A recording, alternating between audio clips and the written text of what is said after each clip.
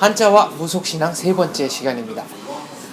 무속신앙이라는 것은 결국 주술을 도구로 쓰는 그런 신앙체계, 믿음체계가 되겠는데요. 주술이라는 것은 무엇이냐?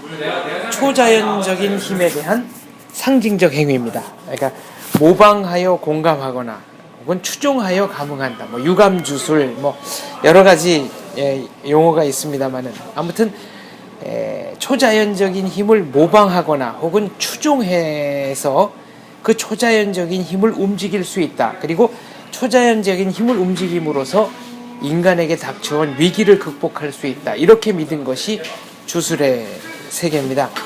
그 주술적인 의례, 그러니까 초자연적인 힘을 움직이기 위한 여러 가지 의례를 문자로 형상화한 것이 바로 한자입니다. 한자의 배후에는 그래서 주술의 세계가 있습니다.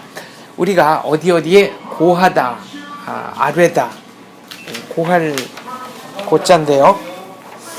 자, 이 고할 고자의 경우에는 이 위쪽에 소가 있습니다.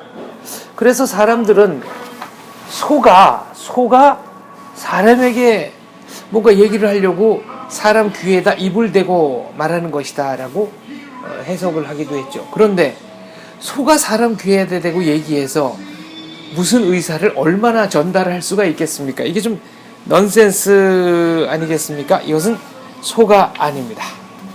갑골문을 보시겠습니다. 갑골문이나 금문의 자형을 보면 윗부분은 작은 나무가지입니다. 작은 나무가지고 그 밑에 작은 나무가지에 묶여있는 충문 그릇이죠. 과거에 구슬을 하거나 주술 행위를 할 때 신목, 그러니까 하늘로 통하는 신목이라는 것을 놓죠.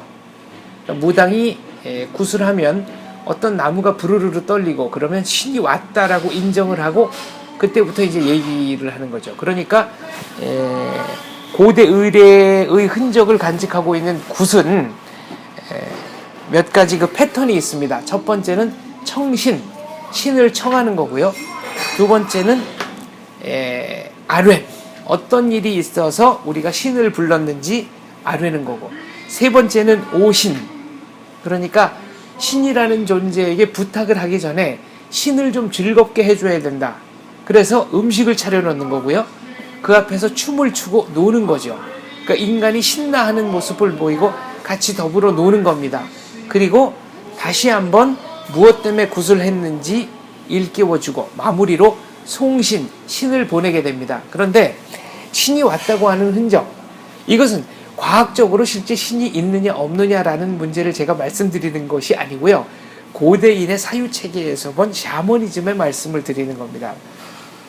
한 나무를 정해서 그 나무가 부르르르 떨면, 아니면 나무 기둥을 누군가 들고 있는데 이것이 부르르르 흔들리면 이게 이제 신이 왔다, 이렇게 사람들이 믿고 그렇게 간주를 하고 의례를 진행했다는 얘기입니다.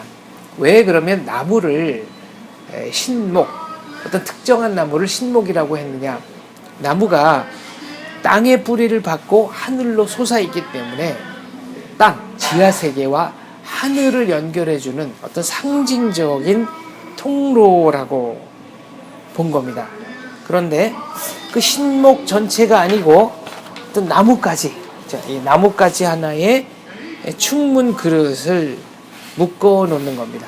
그다음에 이 나뭇가지는 신목에게, 신목의 한 나뭇가지라는 뜻이죠. 그러니까 고할고라는 것은 형태적으로 보면 나뭇가지에, 위에 이 나뭇가지에 충문 그릇을 묶어 놓는 형태고, 이것은 다시 말하면 신에게 이런 일이 있습니다라고 호수하는 일입니다.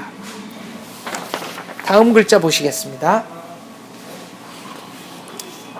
자, 고할고자가 있고요.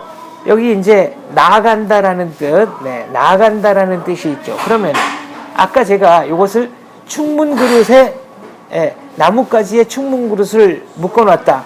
근데 이걸 들고 어디로 나가냐?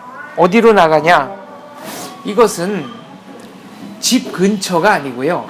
성스러운 장소, 그러니까 신이 계시다고 믿는 성스러운 장소, 산과 들로 나아가서 제사를 지낸다는 뜻입니다. 이 갑골문에 보면은 요건 이제 저희가 만들조라고도 나중에 하는데요. 나아갈 조, 만들 조. 요 글자를 보면 사당이 있습니다. 네, 사당이 있죠.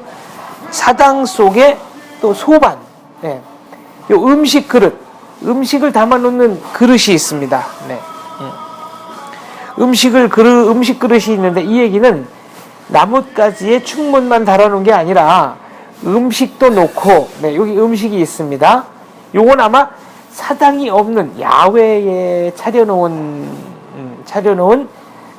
어떤 과일상, 밥상, 그리고 충문 그릇일 거고요. 요거는 아마 어떤 사당, 지붕이 있는 곳에 차려놓은 이런 음식, 또 이런 게 되겠죠. 요게 이제 나아갈 조, 만들 조입니다.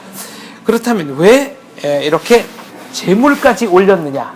제가 아까 말씀드렸죠. 오신, 그러니까 신에게도 좀 외람된 말씀입니다만은 맨입 가지고는 안 된다. 인간이 나름대로 정성을 다해야 된다. 그러니까 제물을 올리고 호소하자. 아무리 신이라고 해도 충문만 가지고는 좀 효과가 떨어진다고 생각했기 때문에 이렇게 음식을 마련해서 또 야외로 가서 인간의 거주지가 아니라 신이 거주한다고 생각하는 좀 멀리 떨어진 곳까지 가서 제사를 지내는 것이 바로 나아갈 조입니다.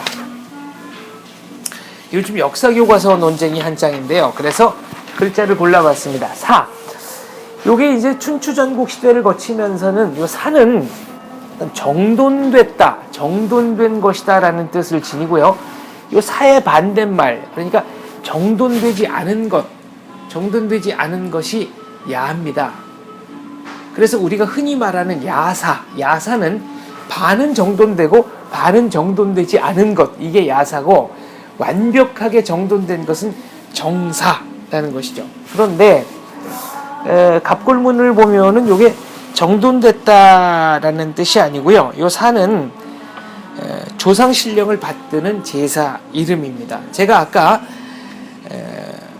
산천의 성스러운 장소로 나아가서 제사를 지냈다라고 말씀드렸는데, 제사를 지낼 때 이 충문 그릇, 그러니까 구체적으로 인간이 원하는 게 무엇입니다라고 적어놓은 요 충문 그릇을 커다란 나무에 매달고, 아까 신목, 기둥이죠. 그러니까 그것은 이제 그 뿌리를 받고 있는 나무가 아니라 베어낸 어떤 기둥이 되겠습니다. 큰 나무에 매달고 거기에 수시를 늘어뜨려서 장식을 하고 그것을 받들고 떠났습니다. 네. 그러니까 이 산은 조상신령을 받드는 제사 이름, 그러니까 충문 그릇에 지금 나뭇가지가 매달려 있는 거고요. 네. 요 일사는 바로 충문 그릇, 나뭇가지에 충문 그릇을 이렇게 매달고 실을 늘어뜨려서 장식을 한 겁니다. 그러니까 인간이 거주하는 장소로부터 신이 거주하는 장소까지 이동을 할 때 뭔가 이것은 성스럽다, 우리의 바램을 다해놓은 이 그릇이다, 장식을 해서 신의 눈에 잘 띄라고, 네, 이렇게 글자를 만들었습니다. 이것이 일사입니다. 그래서 저희가 사자를 보내다, 그리고 지금은 뭐 대사관, 대사, 네, 요 사자가 있는데요. 요거는 이제 심부름꾼 사죠. 심부름꾼 사는 바로 요 충문 그릇을 나뭇가지에 매단 충문 그릇을 가지고 이동하는 사람, 네, 그게 바로 심부름꾼 사입니다.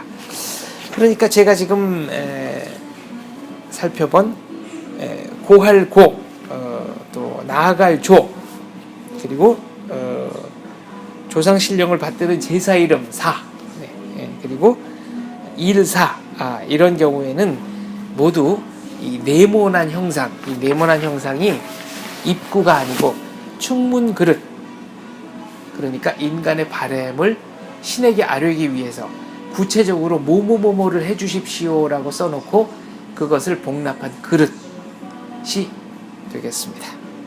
모두 지금 오늘 말씀드린 네 글자는 따라서 제사, 굿 이런 것과 밀접한 관계가 있는 글자였다라는 말씀 드립니다. 감사합니다.